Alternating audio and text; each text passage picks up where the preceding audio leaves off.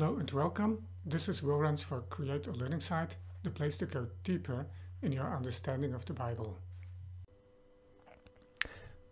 Matthew, Mark, and Luke have much in common, especially when compared with John. These three are therefore called the Synoptic Gospels, from the Greek words syn, together, and opsis, view or seeing, synoptic, since they provide a similar view of Jesus. The Synoptic Problem asks how this similarity can be explained. Biblical scholars have formulated numerous answers to this question, with one as the clear favorite, and that is that Mark was the first to write the Gospel, and both Matthew and Luke used Mark and an additional source called Q, from the German word Quelle. But they didn't know or use each other. For this month, I take a fresh look at this and other explanations of the problem to see if I can come up with a clear conclusion or preference. Before going any further, I should state my point of departure, or bias, if you will, when it comes to this question. First, when it comes to authorship, dates, priority in the New Testament, I've always considered the writings of the early church fathers important evidence, and this evidence points to Matthew rather than Mark as the first gospel to be written. I must add that in the process of working on this issue, I've changed my mind on this point. The church tradition on the order of the Gospels is not as unanimous as I thought, plus the case for what is called Marcan priority, that is, that Mark was the first to write the Gospel, is pretty strong. And second, I've always been suspicious of a source, in this case Q, that is entirely hypothetical. No fragment of a Q manuscript has survived, and we do not have any reference to this document in any writings from the time. Now, to solve this synoptic problem requires detailed comparison of the three synoptic gospels, verse by verse and paragraph by paragraph. This comparison should consider both the order of the individual narratives and sayings, as well as the exact words used. And the question then in every case is how similarities and differences can be best explained in terms of order of writing and use of sources. Well, obviously this is a task for specialists and it requires an enormous amount of time. I did not try to do this work myself, but instead listened to a handful of established experts on this issue, representing 4 different answers. I won't leave you guessing what my sources for this issue are, the way Matthew, Mark, and Luke left us guessing what the sources for their respective Gospels were. I found these 2 books to be very helpful and clear. First, there's Mark Goodacre with The Synoptic Problem, which is available as a free download in different formats. Now, Goodacre has a clear preference. He believes Mark wrote first, but he does not believe in Q. But this takes nothing away from his presentation of the problem and the issues, and his dealing with the arguments is as fair and balanced as one can expect. And then there is a book by Porter and Dyer, The Synoptic Problem, 4 Views. In this book, 4 defenders of 4 alternative answers to the question argue their case and interact with that of the others. I will very briefly summarize these views in a moment. If you're interested in the exact links to these books, I recommend visiting the Create a Learning Site website at wilrens.org. And look at this issue on the synoptic problem. In the text you will find the links. Now what I did is study the case these authors made for their respective view in the expectation to come out with a clear conclusion. After all, one or two of the evangelists copied one or two of the others. Surely this is traceable. How difficult can this be? Well, more difficult than I anticipated. Each view read in isolation was quite convincing, including the arguments against the other views. The problem seems to be that different kinds of evidence pull in different directions. Perhaps this is an indication that the true explanation is more complex than we have been thinking. It certainly shows that the issue is far from decided. The synoptic problem is still a problem. Before I give an overview of these four main answers to the synoptic question, let me restate the problem. The three synoptic gospels have much in common. Of 678 verses in Mark, if we include the longer ending, more than 600 appear in some form in Matthew or Luke or both. That's the purple material and the orange and the red. As you can see, that's almost all of Mark. There's very little that is unique to the Gospel of Mark, although Mark often has a longer version. He gives more detail to the same story. And then there's also material that Matthew and Luke have in common. The dark blue at the bottom, called the double tradition, is roughly 230 verses in this category. Material that's shared by Matthew and Luke, but absent in Mark. And most of this material consists of sayings of Jesus rather than narratives. And then, of course, there's also some material that's unique to Matthew and some material that's unique to Luke. Especially this material is quite comprehensive, more than a third of the Gospel of Luke. The similarity between the three synoptic Gospels cannot be adequately explained by the fact that they are reporting the same story or sequence of events independently of each other. For this, the similarity, both in the order of the individual stories and in the details of the wording, is too great. Two eyewitness accounts of the same event will not have this much in common, especially not if they are this long. There are passages where the verbal agreement is so high that there has to be a literary relationship, that is, either direct copying by one from the other or copying by both from a shared source. With this in mind, let's turn to the four most common explanations. What I'm going to present is by no means complete. It's really just a small sample of arguments.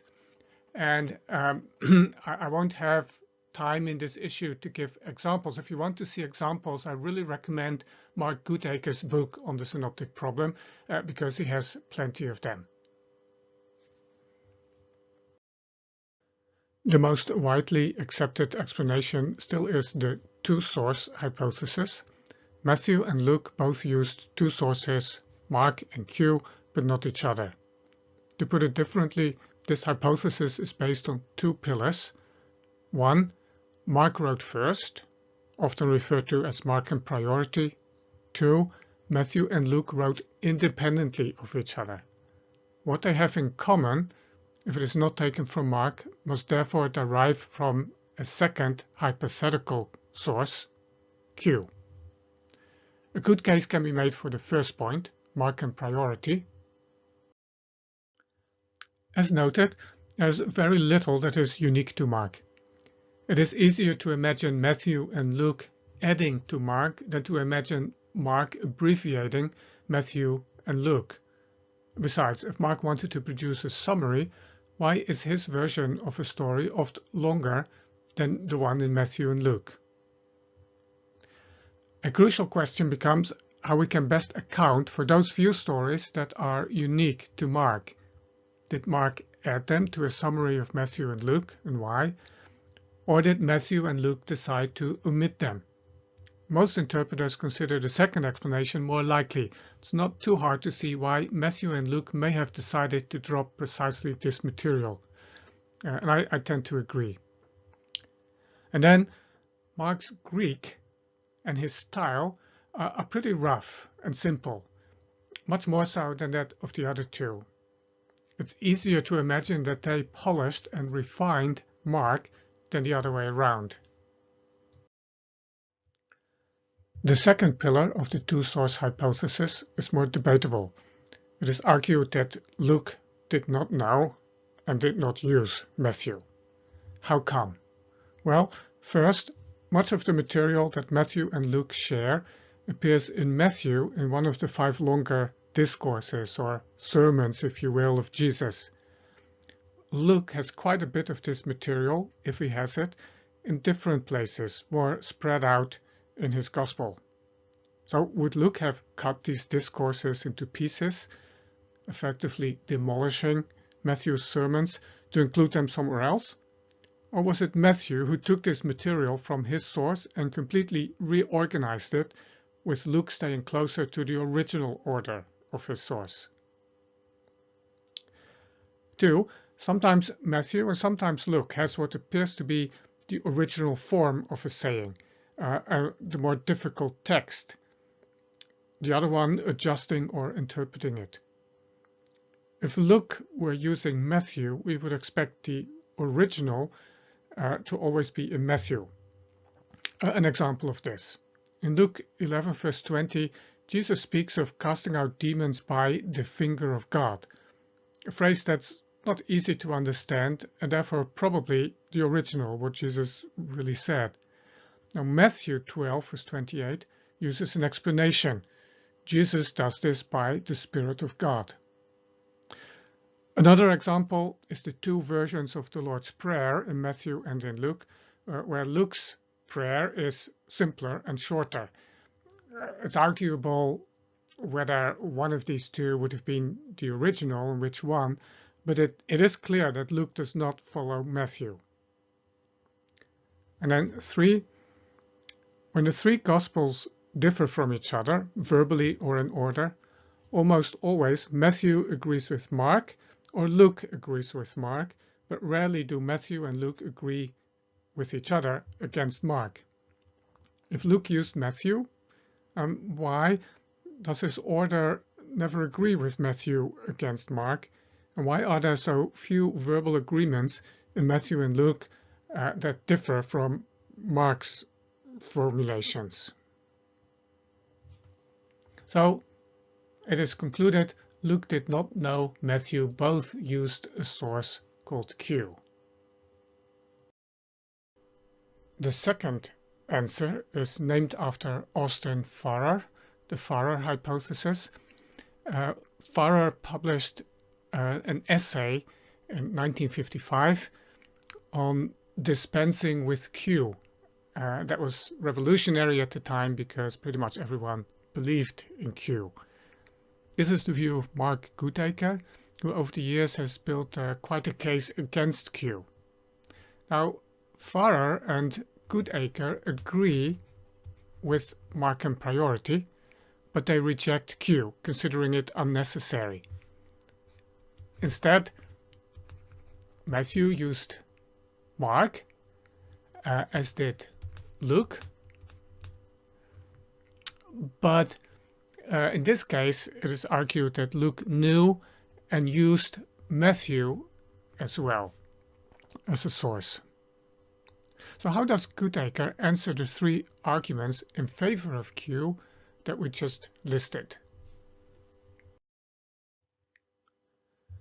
Well, first on Luke supposedly demolishing Matthew's discourses, Goodacre argues there are good reasons for Luke to rearrange Matthew's material. In every instance, Luke has done this. There are also good reasons for material that Luke has left out. Luke's Gospel is organized very differently from Matthew. It's a travel account without a topical structure. And Luke shows a tendency to abbreviate longer speeches in other places as well. And 2, about Luke sometimes having the more original version. Those who oppose Q call on oral tradition to explain cases where this is the case. Luke knew an oral alternative, say of the Lord's Prayer, and inserted this into his source Matthew. It's quite conceivable that Luke knew a different version of certain stories or sayings and replaced Matthew's version. And then 3, about Matthew and Luke hardly ever agreeing against Mark. This is where Goodacre argues the two-source hypothesis misrepresents the evidence. Matthew and Luke agree against Mark more often than acknowledged. There's a sizable number of so-called minor agreements, where there's a small difference between Mark on the one side and Matthew and Luke on the other side. And sometimes these agreements are not minor at all, as in the account of John the Baptist's preaching in Matthew 3, Mark 1, and Luke 3, where Matthew and Luke are in near perfect agreement, word by word, with each other, but not with Mark. Now, defenders of the two-source hypothesis explain this as Mark-Q overlap. That is, Matthew and Luke actually follow Q, not Mark, but it just so happens that Mark and Q partially overlap at this point. So Matthew and Luke are not adding something to Mark. They both use Q, and therefore Luke did not copy Matthew. However, there is no evidence for this overlap between Mark and Q. It sounds like explaining evidence away. Clearly, sometimes Matthew and Luke do agree with each other against Mark. So perhaps it's not unthinkable that Luke knew and used Matthew as his source. At this point, an important difficulty in trying to decide the synoptic question becomes clear. We have to compare the three Gospels verse by verse in order to try to explain the literary relationship and dependence between them. But when we do that, unfortunately, at some points this comparison leads in one direction, and at other points it leads in a different direction. The two Gospel hypothesis argues that Matthew was the first to write the Gospel, then Luke, using Matthew as one of his sources, and then Mark,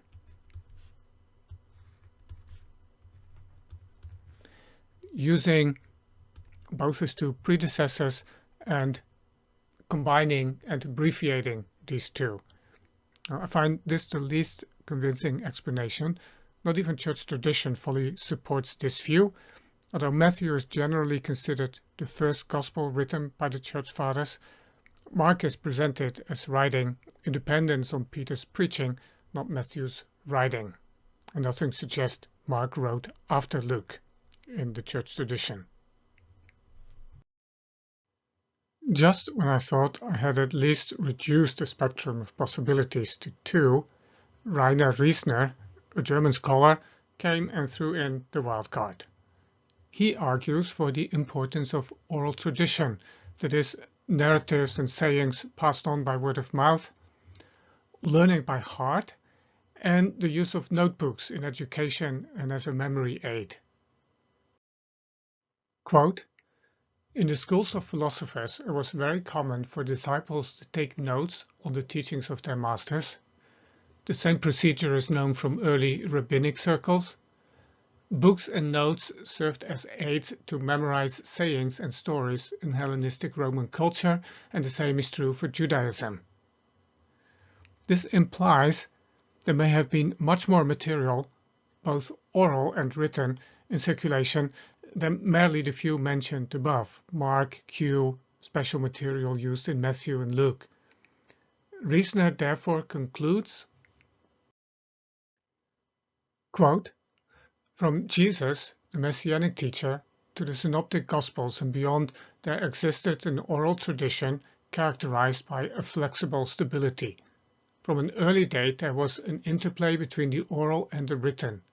Informal notes served as memory aids. The evangelists knew their materials from both oral traditions and written sources.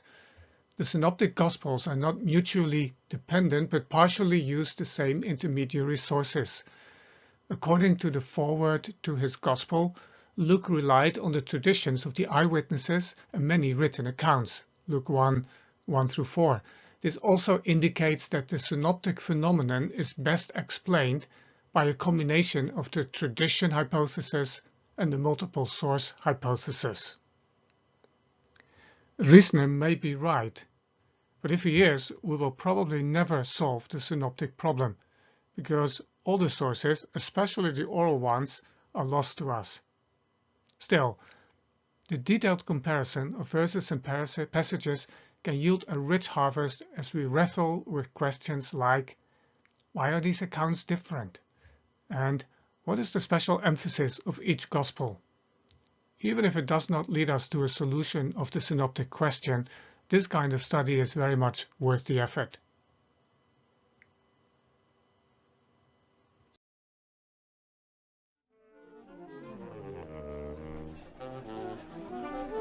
The show will be starting in just a few moments. Thank you for your patience.